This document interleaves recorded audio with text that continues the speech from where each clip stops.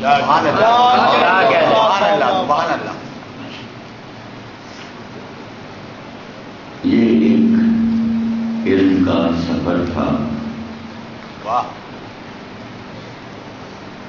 اور سرکار کے جانے کے بعد دنیا سے پردہ فرمانے کے بعد امت کی نگرانی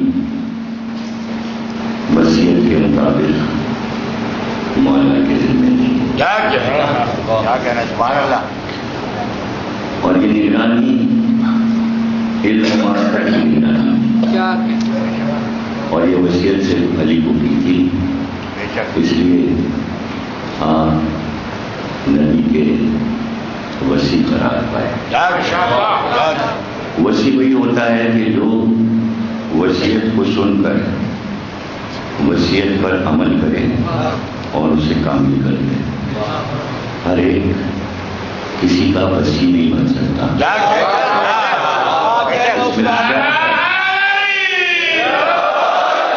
اس میں شرط ہے کہ وہ وصیت کو امانت رکھتا ہو.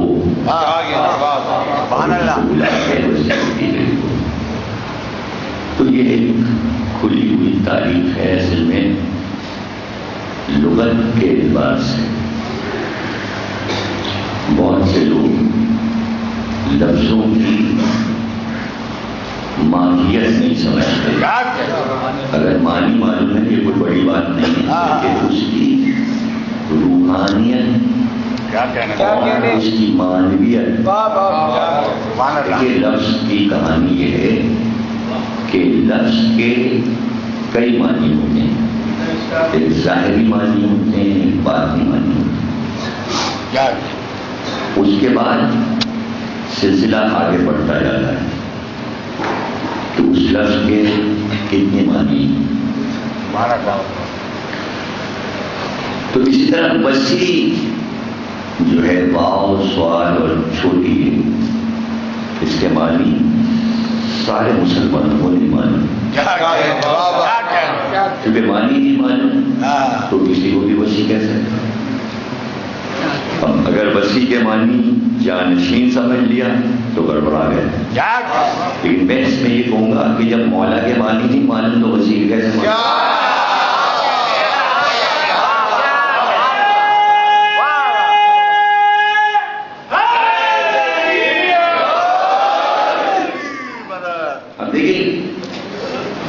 یہ ہر زبان کے لیے مسئلہ ہے. کیا کہنا سبحان اللہ. یہ نہیں کہ عربی میں یا فارسی میں یا اردو میں, بلکہ ہر زبان میں, انگلش میں بھی ایک معنی ہے اور ایک اس کی باطنیت ہے, اس کی روحانیت. یہ جیسے مثال کے طور پر انگریزی میں لفظ نیوز ہے. کیا کہنا. تو کتنے لوگوں کو, میرے خیال میں سب کو معلوم ہوگا کہ نیوز نام کیوں ہے.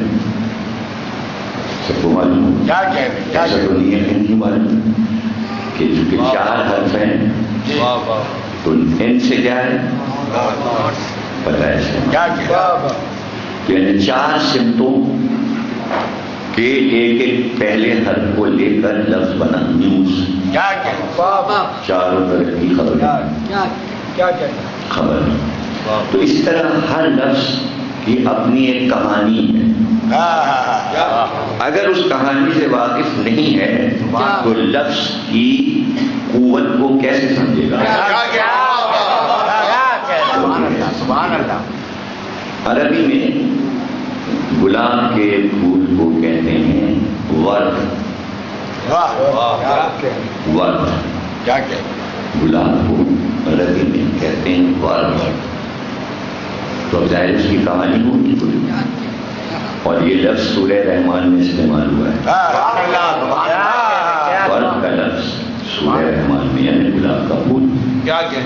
اور بامانی گلاب کا پھول نہیں بلکہ بامانی رنگ, کہ محشر کے دن آسمان کا رنگ ورد کی طرح ہو جائے یعنی سرخ ہو جائے گا. تو اب ایک معنی تو ہو گئے ورد کے سرخ, دیکھیے نا ایک معنیات ہے. اب ورد کس لفظ سے بنا ہے؟ وارد سے. ورد کے معنی وارد. وارد کے کیا معنی؟ یہ لفظ کہاں سے ہے؟ وارد کے معنی ہے جلدی آنے والا، پہلے آنے والا. وہ صاحب وارد ہو گئے، ان کے اوپر یہ خبر وارد ہو گئی. ہم تو اردو میں ایسے بولتے ہیں، لیکن عربی میں وارد کے کیا معنی ہے؟ یعنی کنویں پر پانی بھرنے کے لیے جو لوگ آتے تھے، جو سب سے پہلے آتا تھا عرب میں کنویں پر پانی بھرنے، اسے کہتے تھے وارد. جہاں سے لفظ وارد چلا، جو پہلے آئے اسے کہتے ہیں وارد. اس سے بنا ورد.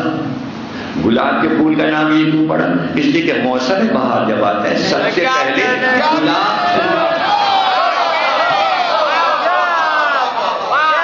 موسم بہار مارچ اور اپریل میں آتا ہے.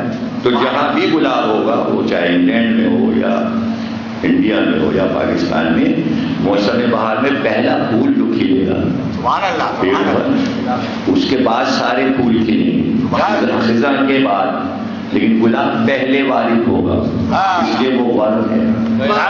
اب رنگ اس کا سرخ ایک معنی یہ ہوئے، سب سے پہلے آتا ہے، ایک معنی یہ ہوئے.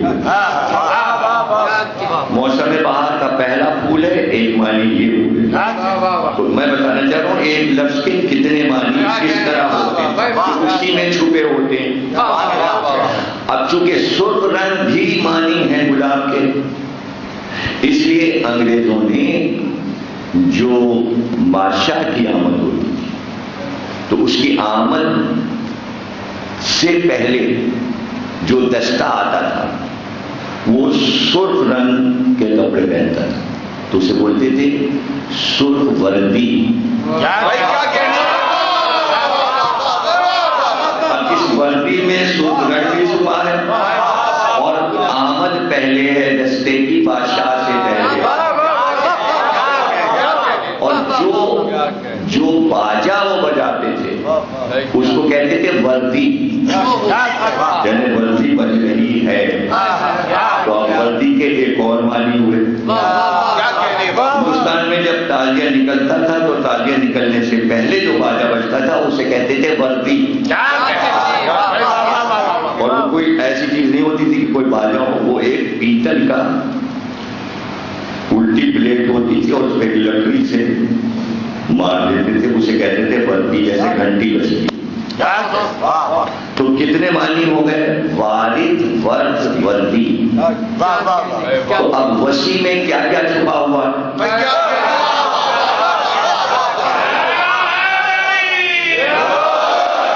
یعنی تم میرا قرض ادا کر دینا.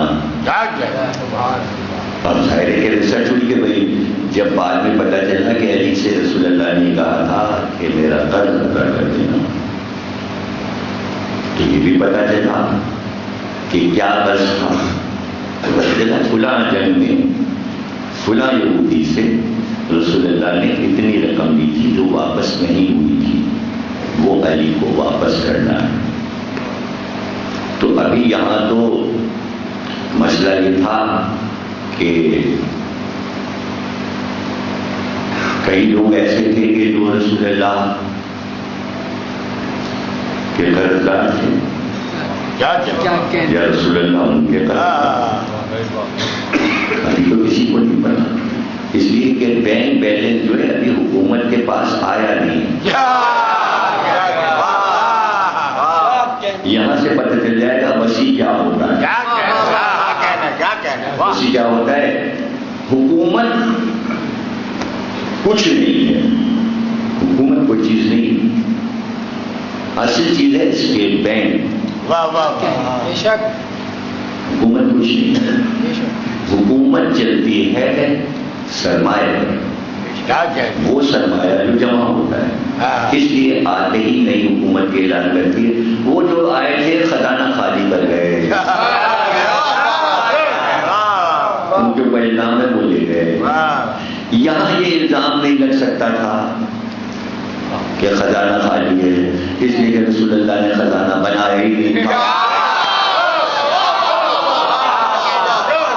کوئی خزانہ کو بھی بنایا کہ یہاں پر سب جمع ہو رہے ہیں، درہم و دینار اور قوم پہ خرچ ہو رہے ہیں۔ محنت کرو، باہر نکلو اور جہاد کرو، اور میدان جنگ سجا ہوا ہے، اور مزدوری کرو، محنت کرو، صبح کو نکل جاؤ، اپنی روزی خود بناؤ۔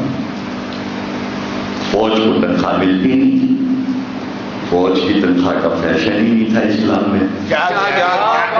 اللہ نے کوئی ایسا حکم بھی نہیں دیا تھا کہ اس فوج کو تنخواہ دی جائے گی۔ تنخواہ دی کہاں سے؟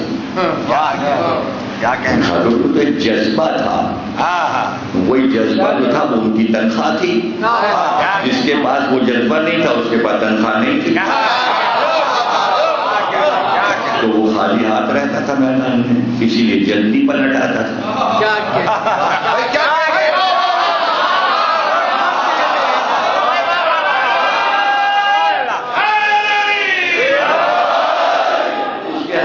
لگتا ہی نہیں تھا، وہ ہاتھ مل میں رہ جاتا تھا۔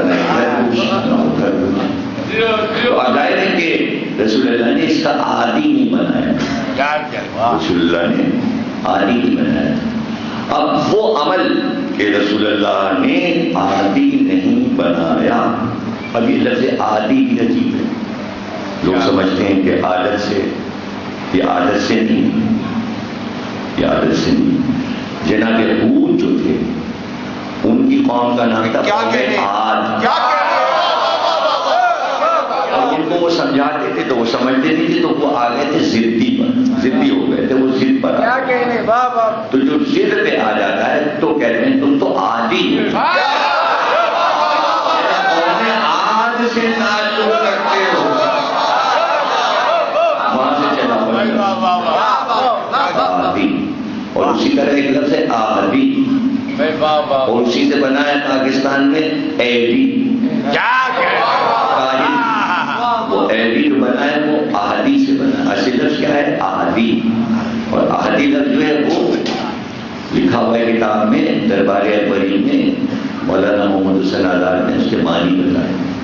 انہوں نے بتایا کہ یہ آہدی لفظ جو ہے یہ عہدہ تھا، آہدی بنا ہے آہد سے یعنی ایک سے، ایک آہدی یعنی ایک۔ اس لیے کہ بادشاہ کے یہاں یہ سسٹم تھا، شاہ جہاں کے یہاں اور مغل بادشاہوں میں، کہ لشکر جو تھا وہ کہیں رہتا نہیں تھا، بلکہ کچھ منصبدار محل میں دربار میں رہتے تھے بادشاہ کے ساتھ، ان کو تنخواہ ملتی تھی، تو اس وعدے پر ان کو وظیفہ ملتا تھا کہ جب لڑائی چھڑے گی تو وہ کتنے آدمی اپنے گاؤں سے لائیں گے۔ کیا کہنے؟ تو جو آدمی 1000 آدمی لاتا تھا، 1000 سپاہی، اس کو کہتے تھے یک ہزاری، 1000 ہے۔ جو 2000 لاتا تھا اس کو کہتے تھے 2000، جو 3 لاتا تھا اسے کہتے تھے 6000، بڑھتا جاتا تھا ہوگا۔ اور جو 5000 لاتا تھا اسے کہتے تھے 5000، اور جو 7000 لاتا تھا وہ سب سے بڑا ہوتا تھا، اس کی کرسی بادشاہ کے ساتھ ہوتی تھی، وہ ہوتا تھا 7000۔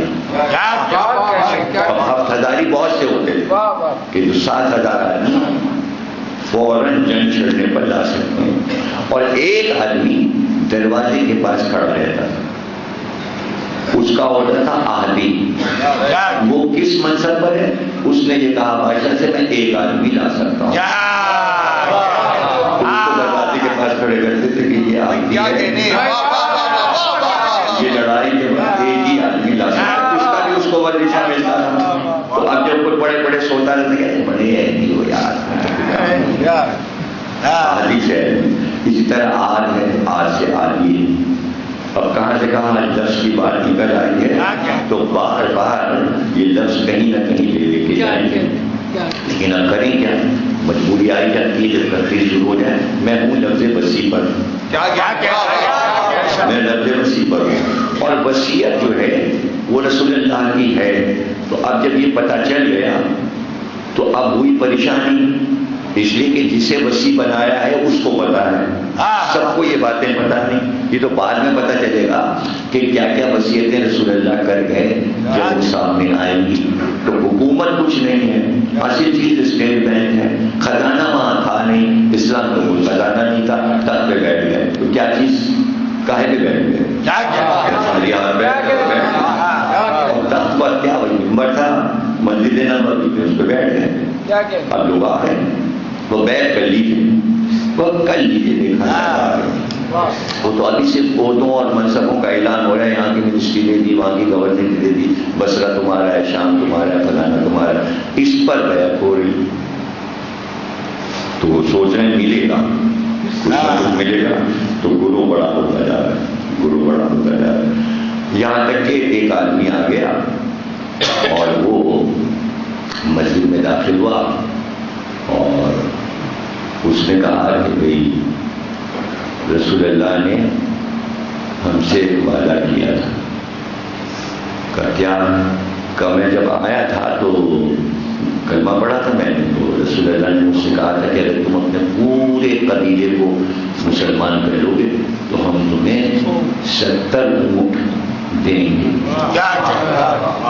جب پورے قبیلے کو کلمہ پڑھوا لو گے 70 اونٹ دیں گے، جس میں وہ 70 اونٹ ہوں گے سرخ رنگ کے ہوں گے، کالی آنکھوں کے ہوں گے، اور اونٹ کے اوپر زربفت کے تھان اور اشرفیاں اور دل و مدینہ،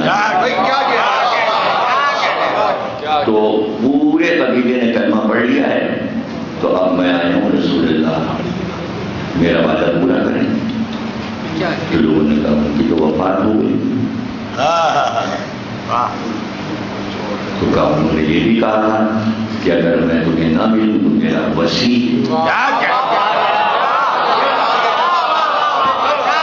تمہارے وعدے کو کامل کرے گا، تو وسیع کون ہے؟ کہا وسیع تو ہم ہی، کہ پھر وعدہ پورا کرو۔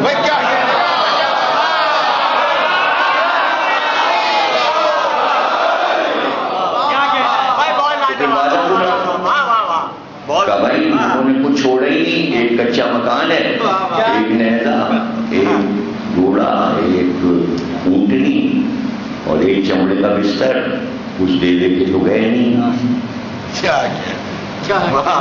سوالی کو دے کے کیا گئے؟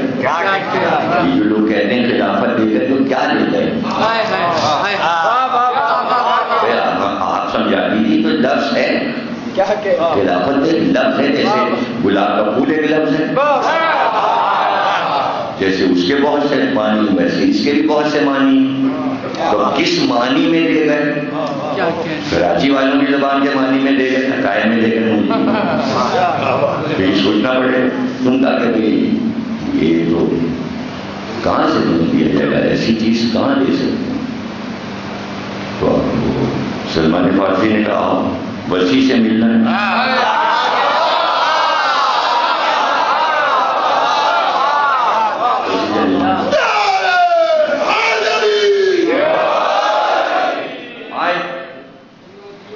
تو مولا علی نے کہا کہ بھئی تمہارے پاس ثبوت بھی تو ہونا چاہیے، اب وہ سمجھا کہ یہ ہے صحیح وسیع، اس نے تھوڑی بتایا تھا کہ میرے پاس رسید بھی ہے، رسول اللہ نے کہا تھا جب تک میرا وسیع تم سے رسید نہ مانگے رسید نہ دکھانا، کس طرح رسول اللہ پہچان بتا گئے، تو علی نے کہا وہ رسید دکھاؤ، اس نے جیب سے کاغذ نکالا جس کے اوپر رسول اللہ نے سب کچھ لکھ کر اپنی انگوٹھی کی مہر لگا دی کہ اس کو 70 اونٹ دینے ہیں سرخ رنگ کے سیاہ آنکھوں والے، اور اس کے اوپر یہ سامان بار ہوگا۔ علی نے کہا کہ بھئی کل صبح تمہیں سارا مال مل جائے گا، صبح سویرے تمہیں یہ سارا مال مل جائے گا، یعنی رسول اللہ کا قرض علی ادا کر رہے ہیں، یہ رسول اللہ کا قرض نہیں ہے، یہ لا الہ الا اللہ کا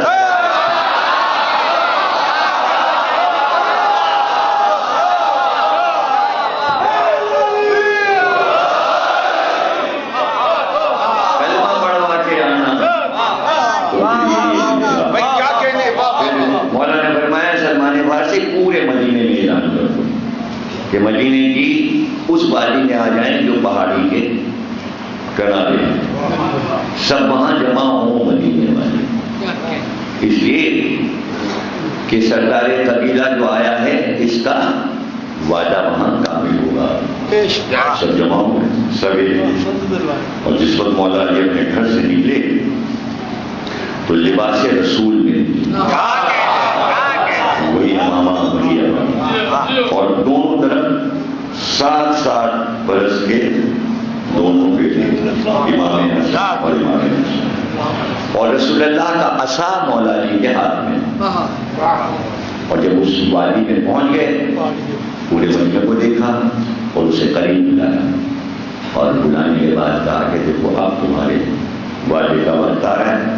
یہ کہہ کر آپ مڑے اور اپنے بیٹے امام حسن کو بلایا اور قریب بلا کر کہا یہ اپنے نانا کا عصا لو، اور وہ سامنے جو پہاڑی ہے اس پر اس عصا سے زر لگاؤ. امام حسن گئے اور آپ نے زر لگائی عصائے رسول سے اس پہاڑی پر، اور وہ پہاڑی بیچ سے شکار تھا اور پھیلنا شروع، اس میں گھر بنا. اس میں سے ایک رسی کا ٹکڑا نکلا. علی نے کہا جا کے اپنا مال لے لے. کہا کچھ نہیں نظر آ رہا ہے. تو وہ رسی کا ٹکڑا دکھائی دے رہا ہے. کہاں تو اس کو پکڑ کے کھینچ گیا. اس نے رسی کو پکڑا، جیسے اسے کھینچا ایک اونٹ نے گردن نکالی، پورا اونٹ آیا، پھر اس سے بنا ہوا دوسرا اونٹ، ایک قطار میں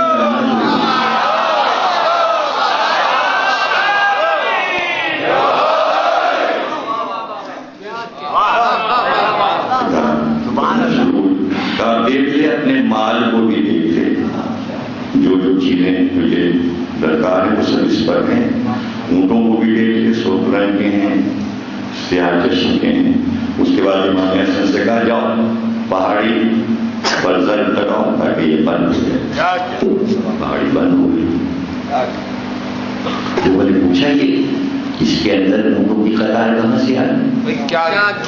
مولا علی نے فرمایا ناقہ صالح کی تخلیق سے 70,000 برس پہلے اللہ نے اونٹ خلق کر دیا.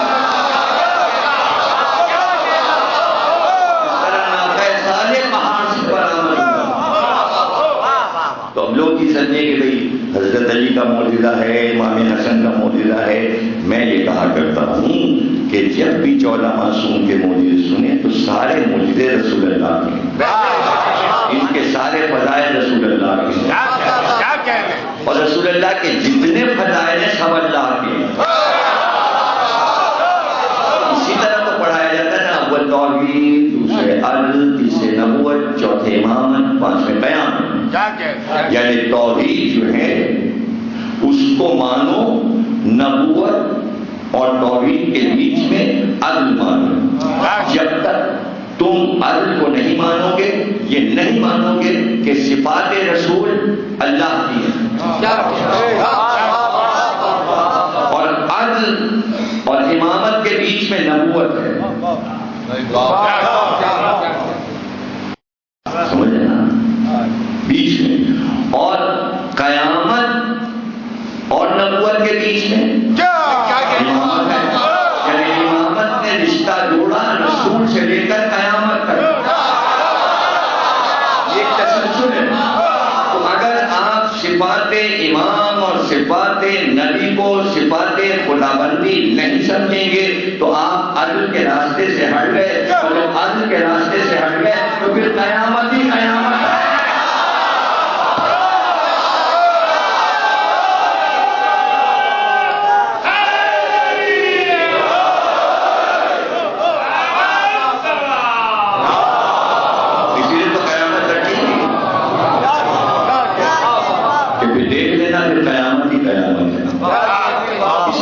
عقیدوں کو درست کرنا ہے قیامت کے ہول سے بچنے کے لیے، قیامت کے ہول سے بچنے کے لیے. تو اب ظاہر ہے کہ قرض کہاں سے ادا ہوتا؟ جب قرض رسول نہیں ادا ہو سکتا تو یہ بتائیے کہ اب امت کا پیٹ کیسے پالا جائے گا؟ وہاں بھی ایک کاغذ کا ہی مسئلہ آ گیا. کیا کہنے صرف کاغذ کا مسئلہ ہے. اور یہ سارے مسائل یعنی یہ کچھ نہیں ہے، نہیں ہے دولت، نہیں ہے زمین، صرف ہے کاغذ. کیا کہنے اہمیت ہے کاغذ. کاغذ سے بڑھ کے کوئی چیز نہیں ہے. بھائی کیا کہنے نہیں سمجھ گیا. اصل چیز ہے کاغذ. رسول نے کیا کہا؟ پوری محنت 23 برس کی، امت سے کبھی کچھ نہیں مانگا، ایک پانی نہیں مانگی، کوئی مدد اپنی ذات کے لیے نہیں مانگی، اور ایک حسرت کے ساتھ امت سے کہا کاغذ لاؤ.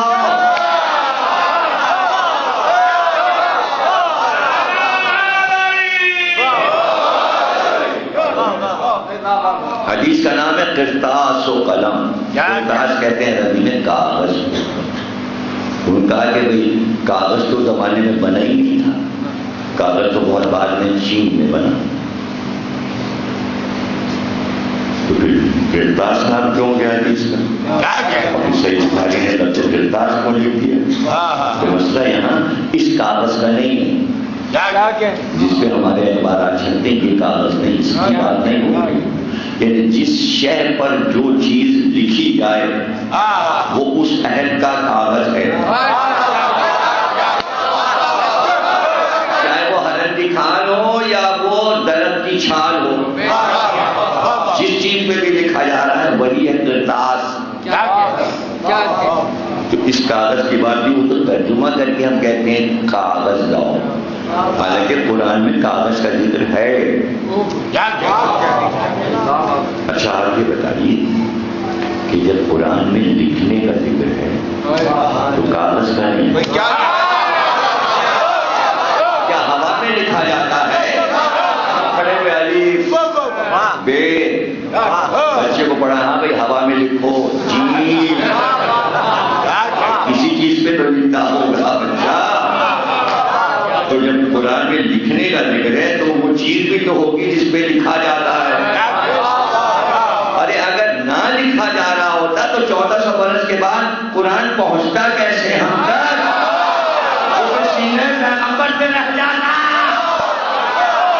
کچھ تھا جس پہ لکھا گیا.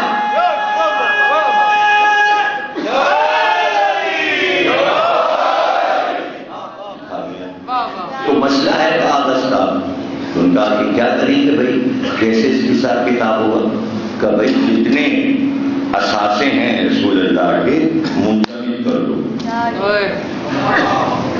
کیا کہتے منجمد کر دو. ہاں بھائی جو حکومت چاہے وہ کر سکتی، حکومت جو چاہے کر سکتی. ان کا بھائی کس کس کو کیا کیا دیا ہے رسول اللہ نے؟ کس کس کو کیا دیا؟ اگر تم سب کو جو چیزیں رسول اللہ نے دی اگر وہ مانگنا شروع کرو گے تو پھر امت میں کون رہ جائے؟ بہت سے باغات بہت سے لوگوں کو رسول اللہ نے دیے تھے. ہمارے غنیمت میں جنگوں کے بعد مکان دیے تھے، زمینیں دی تھی، باغات دیے تھے، کہاں کہاں بھیج دیا تھا رسول اللہ نے. یہ تمہارا ہے، یہ کھیت تمہارا ہے، یہ کھیت تمہارا ہے. اگر سب سے مانگے جائیں تو پھر رہے گا کون؟ مسجد خالی ہو جائے. ابھی نماز کون پیچھے ہے؟ اپنی نماز سے پڑھنے لگے گے، یہاں کون آئے گا؟ تو پھر کیا کریں؟ کبھی ایک چیز ایسی ہے کہ اگر وہ لے لی جائے تو نہ مجمع کم ہوگا، نہ نماز کا مسئلہ ہے. وہ کیا ہے؟ وہ سیدہ کو جو بات دیا ہے نہ وہ مسجد میں نماز پڑھنے آتی ہیں، تو ان سے اگر باغ لے لیا جائے تو ہمارا کوئی نقصان بھی نہیں. وہ لے لیا، کہاں لی تھی؟ کیا ہے؟ حکومت کا ہے، حکومت کی چیز ہے. آپ جناب سیدہ کو کیسے پتہ چلا ان کا؟ جب جناب سیدہ کو دیا تو جناب سیدہ نے وہاں اپنا مختار بھیج دیا، پیشکار بھیج دیا، جو زمین دیکھتا تھا، جو رپورٹ دیتا تھا بیوی کہ یہ وہاں پر چیزیں پیدا ہو رہی ہیں، کھیت میں یہ جو یہ اتنا گیہوں، یہ اتنے کھائے، وہ ساری مال گزاری کرتا تھا، حساب رکھتا تھا. وہ وہاں تھا جناب سیدہ کی طرف سے مقرر، وہ جواب دے تھا جناب سیدہ کو. حکومت نے کہا اس کو نکالو اور اپنا مختار رکھو. وہ روتا ہوا جناب رسول اللہ کے پاس آیا، ہمیں نکال دیا ہے، اور کہا یہ بات اب کسی کا نہیں حکومت کا. جب مختار نے آ کے بتایا تو جناب رسول اللہ کو پتا چلا. تو جناب رسول اللہ نے کہا اچھا ہمارے پاس تو کاغذ ہے، کاغذ تو ہمارے پاس، اور کاغذ میں صرف اتنا لکھا تھا، یہ لکھوا رہا ہے محمد بن عبداللہ بن عبد المطلب بن ہاشم بن عبد مناف بن کلاب بن قصی بن دقائی، کہ یہ باغ میں نے ہبہ دیا اپنی بیٹی فاطمہ زہرا کو، اس لیے کہ قرآن میں حکم آ گیا تھا فَأْتِ ذَا الْقُرْبَىٰ حَقَّهُ، یہ قربا کا حق میں نے دے دیا، اور یہ میری مہر ہے اور یہ میری دستخط ہے، اور یہ بات انہی کے پاس رہے گا. اور اس سے پرانی تحریر ابھی تو آپ ظاہر ہے کہ کراچی والے زیادہ اس چیز کو سمجھتے ہیں کہ وہاں تو انڈیا والوں کے لیے تو کوئی مسئلہ نہیں تھا، وہاں تو ایک مکان میں رہ رہے ہیں، اور اب بھی جا کے ان سے پوچھ لیجیے آپ کب سے رہ رہے ہیں اس مکان میں، وہ کہیں گے ہمارے ابا بھی رہتے تھے، اور ابا سے پہلے دادا بھی اسی مکان، اس کے پہلے پر دادا بھی اسی مکان، تو 8-10 پشتوں سے ایک مکان میں بیٹھے ہوئے. اب یہاں تو روز مکان بدل رہے ہیں، اور جب پلاٹ بدل رہے ہیں، ایک پلاٹ خریدی تو اتنی موٹی فائل، پلاٹ اتنا چھوٹا سا 120 گز کا فائل، اتنی موٹی کیوں؟ اس لیے کہ 25 آدمیوں سے بکتا بکاتا ہوتا بچتا بچاتا ہوا کہ کہیں پہ کچھ بحث ہوئی اور کہیں مقدمہ ہوا، انہوں نے چھین لیا زمین، پھر اس کے قدم چلی گئی، پھر اس سوسائٹی اس کے قدم چلی گئی، پھر اس کا کاغذ، پھر اس کا کاغذ، اتنے بہت سے کاغذ لگے، پھر آخر میں چھوٹا سے شناختی کارڈ آپ کا بھی لگاؤ. تو عرب میں بھی یہی قاعدہ تھا کہ زمین جو تھی وہ کہیں سے آ رہی تھی، وہ تھا قیمتی باغ. جب رسول اللہ کو ملا تو دینے والے نے اپنا کاغذ دیا، سارے کاغذوں پہ رسول اللہ کا کاغذ تھا، اب پیچھے کا جو کاغذ تھا وہ اس میں لکھا تھا کہ یہ ہم ہبہ کر رہے ہیں صرف اس لیے کہ فتح خیبر کے بعد رسول اللہ نے یہ وعدہ کیا ہے کہ یہاں کے بسنے والے بچوں اور عورتوں پر مسلمان کوئی ظلم نہیں کریں گے، جو جس مکان میں رہ رہا ہے اس میں رہے گا، اور جس کھیت پر اس کا تصرف ہے تو رہے گا. چونکہ رسول اللہ نے ہمیں امن دیا ہے، اس لیے اس خوشی میں ہم دو فتن یہ قیمتی باغ رسول اللہ کو نذر کرتے ہیں. اس کا نام ہے فلک. دستخط کر دی ہے رسول اللہ کہ یہ بھی مہر لگ گئی. اس کے پیچھے دینے والے نے ایک اور کاغذ دیا کہ یہ کاغذ ہمارے یہاں کئی ہزار برس سے پشتہ پشت آ رہا ہے. وہ تحریر کی فلک کی، فلک حضرت نوح کے پوتے تھے اور ان کی تحریر لگی تھی. اس تحریر میں لکھا تھا کہ یہ زمین نوح کے پوتے فلک کی ہے، اور یہ زمین سوا اولاد انبیاء کے کسی کے تصرف میں جائے گی تو اس پر حرام ہے.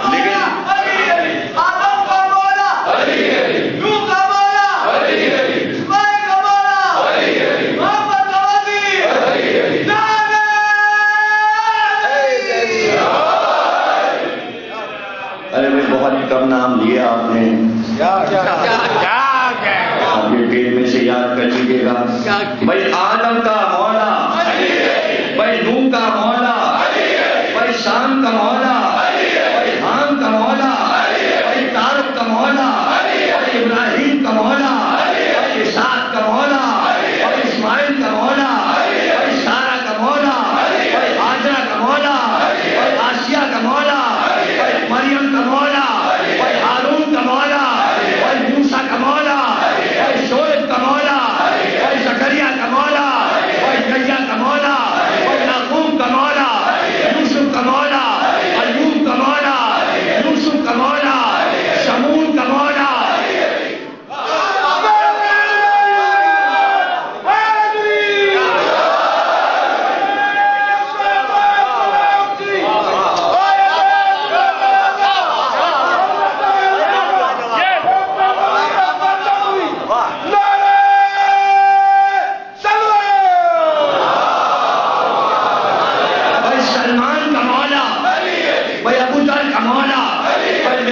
کا مولا، کوئی عمار کا مولا، کوئی قمر کا مولا، کوئی رشید حجری کا مولا، کوئی کمیل کا مولا، کوئی حضرت ابو بکر کا مولا، حضرت عمر کا مولا، حضرت عثمان کا مولا،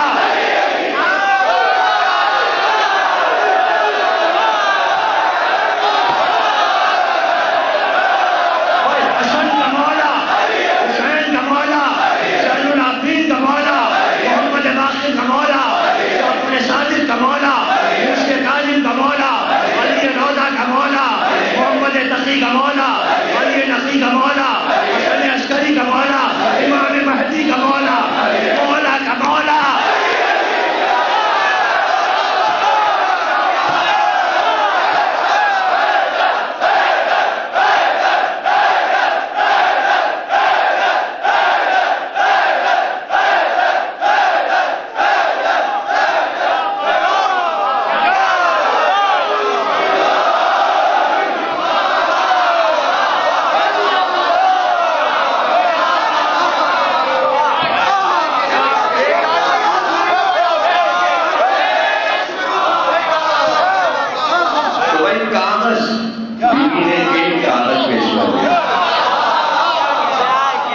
سمجھ میں بات یہ آئی کہ فائل تو پوری آل محمد کے پاس رہی پرانی والی،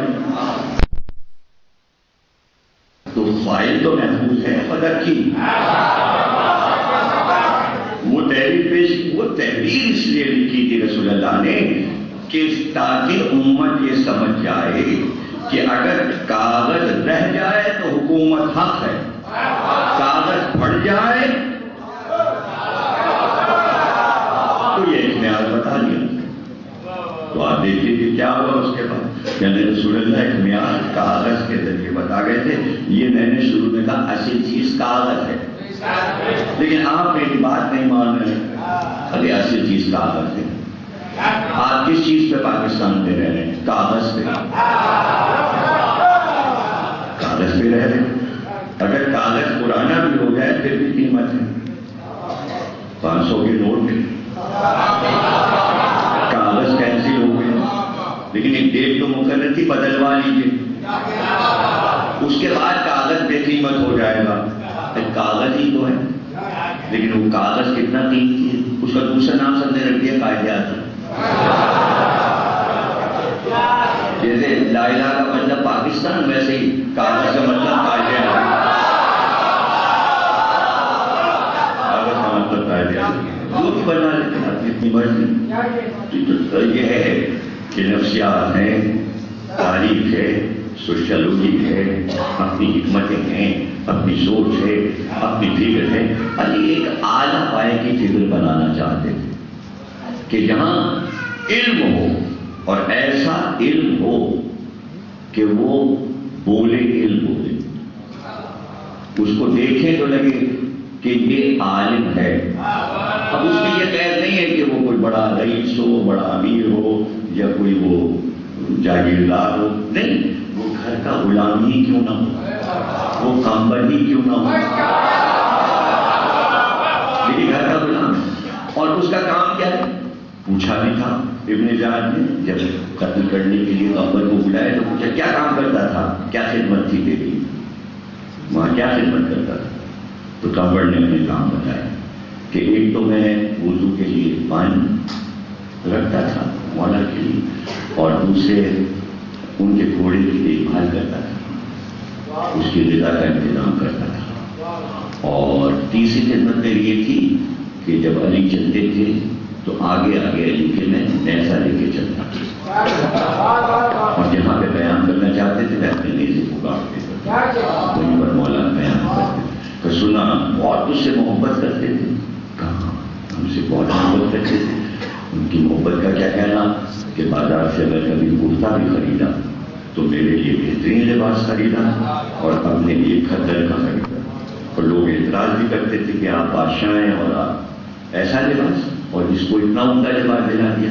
کہاں میں بوڑھا ہو گیا ہوں، یہ جوان ہے، اس پر ہی اچھا لگے گا، مجھ پر ہی اچھا لگے گا. تو ایسی محبت کہاں. تو اگر ایک کمبر سے علی کی محبت تاریخ میں نہ ہوتی تو آج ہمارا کتنا بڑا نقصان ہے، کتنا بڑا ہمارا نقصان ہوا کہ ایک محبت کے ذریعے یہ بتا گئے کہ مولا اپنے غلام سے کتنی محبت کرتے ہیں، لیکن شرط ہے کہ غلام بھی ویسی ہی محبت کرے جیسی قمبر نے علی سے محبت کی ہے، تو ویسی ہی محبت غلام کو علی دیتے ہیں۔ ہم سب غلام ہیں اور قمبر ہمارے بادشاہ ہیں، قمبر نہ ہوتے تو ہمیں آداب غلامی نہ معلوم ہوتے کہ مولا کی غلامی میں کیا طریقے ہیں جو اختیار کیے جائیں، یہ قمبر نے سکھایا۔ تو قمبر صرف غلام نہیں ہے، صحابی علی اور علی کے لاڈلے ہیں، حالانکہ کالے ہیں، حبشی ہیں اور حبش کے رہنے والے ہیں، لیکن باہر علی یہ جانتے ہیں علی کہ مزاج کے مطابق بادشاہ کا بیٹا ہے، بادشاہ کا بیٹا ہے، تو اس طرح علی نے غلام کے ناز اٹھائے جیسے اسٹیٹ میں بادشاہ بھی اپنے بیٹے کے یہ ناز نہ اٹھاتا، وہ علی نے اور دیکھ لیجیے کہ وہ بیچارہ اشبوس کا بیٹا ہے اور وہاں سے چلا ہے حبش سے، اور اس کے چچا نے یہ کہا کہ بھئی حکومت تو ہم تمہیں واپس کر دیں گے، لیکن ایک ہمارا دشمن رہتا ہے وہاں مدینے میں، اس کا سر کاٹ کے لے آؤ۔ وہ پہنچ گئے مدینے، صبح ہی صبح مدینے میں داخل ہوئے تو پورے مدینے میں سناٹا تھا، مزدور نظر آیا کہ جہاد میں لے کے جا رہے، تو اس سے پوچھا جا کے انہوں نے جاری کا سر بھی نہیں آنا، پھر مولا نے کہا ملی والی اگر آپ بلی ہیں تو آپ جیسے انسان کو میں نے کبھی پایا ہی نہیں، کہہ کے قدموں پہ گر گئے، کہا آج سے میں آپ کا غلام ہوں۔ اب کیسی سلطنت اور کیسی شاہی، پتہ یہ چلا کہ علی کی غلامی میں سب چیزیں ٹھکرانی پڑتی ہیں، ہاں چیزیں سب ہو، منع نہیں کیا علی نے کہ دولت مند نہ بنو، بنو مگر دولت کو یوں سمجھو کہ علی کی محبت کو اولا رکھو، دولت کو نیچے رکھو۔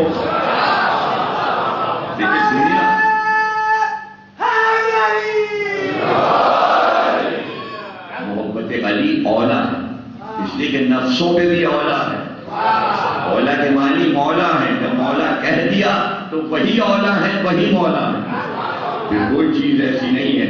اور مولا کے معنی اگر مددگار بھی کہا جا رہا ہے، لکھا جا رہا ہے لغت میں اور قرآن میں بھی کہا جا رہا ہے کہ ہم کافروں کو جب جہنم میں پھینکیں گے تو ہم ان سے کہیں گے جاؤ یہ جہنم تمہارا مولا ہے، جاؤ یہ جہنم تمہارا مولا ہے۔ کیوں کہے گا نہیں؟ اس لیے کہے گا کہ ایک مولا سے بھاگے تھے اب دوسرے مولا کے بھاگے،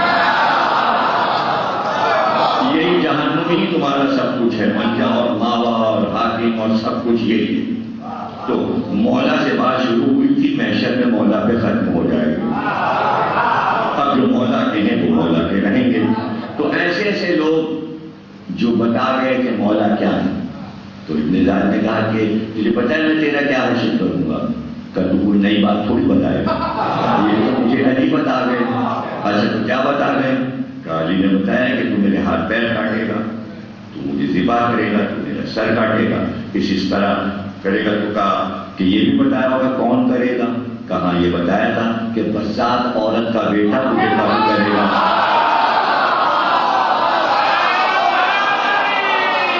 اب دیکھیں جملہ لایا نہ ہو، قمبر کی پوری لائف اس جملے کو منہ پہ کہنے کے لیے زندہ تھے۔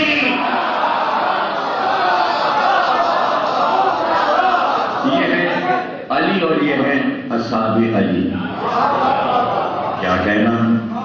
ایک اگر علی کا غلام ایسا ہے کہ جو حبش سے آیا ہے اور علی کو پیارا ہے، تو یہ غلام حسین کے پاس بھی ہے جو حبش سے آیا ہے، کالا ہے اور بہت پیارا ہے حسین۔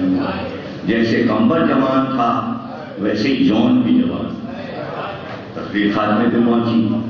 جون پہلے مولا علی نے جون کو خریدا تھا، ابو ذر بوڑھے ہو گئے تھے تو ابو ذر سے کہا کہ یہ غلام ہم تمہیں عبادت، یہ تمہاری خدمت کرے گا، تمہارا کھانا جینا ساری خدمتیں.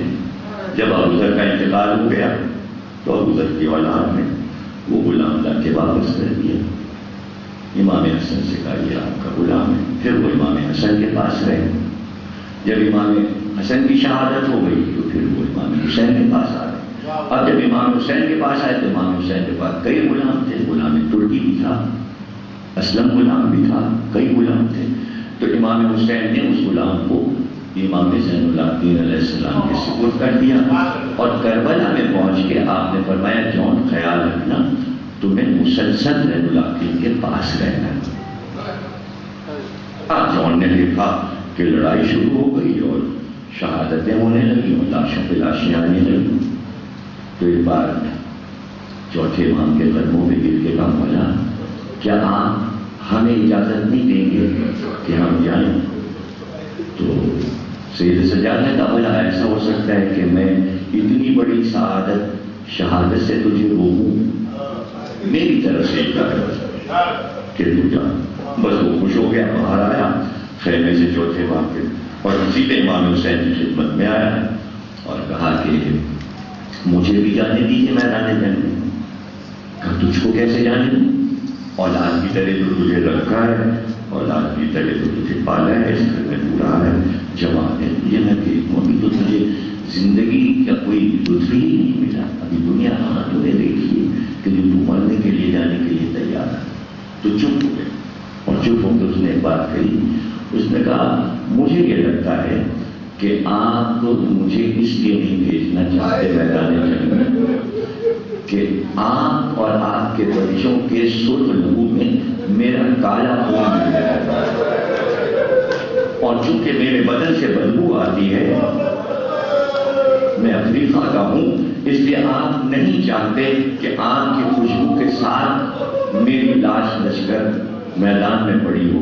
بس یہ سننا تھا کہ امام حسین نے دونوں ہاتھ اٹھائے اور کہا جون سن لے, نہ تو کالا ہے, نہ تیرے جسم میں بدبو ہے, نہ تیرا خون کالا ہے. اب سن, میں اپنے بارگاہ الہی میں عرض کرتا ہوں اس کے چہرے کو نورانی بنا دے.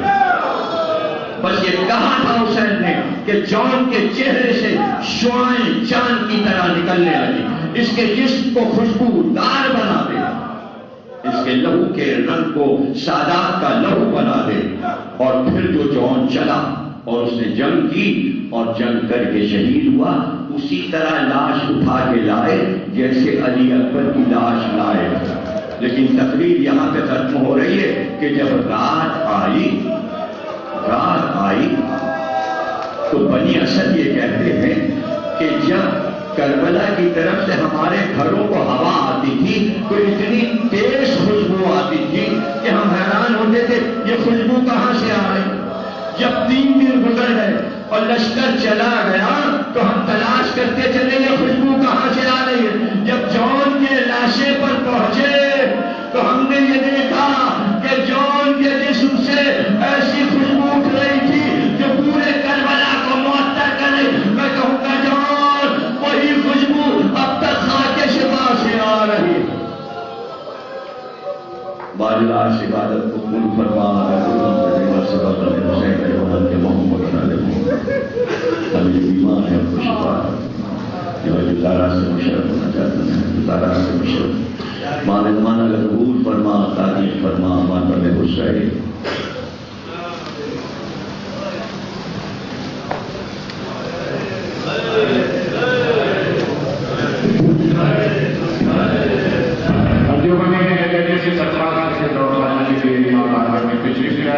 انجمن ہے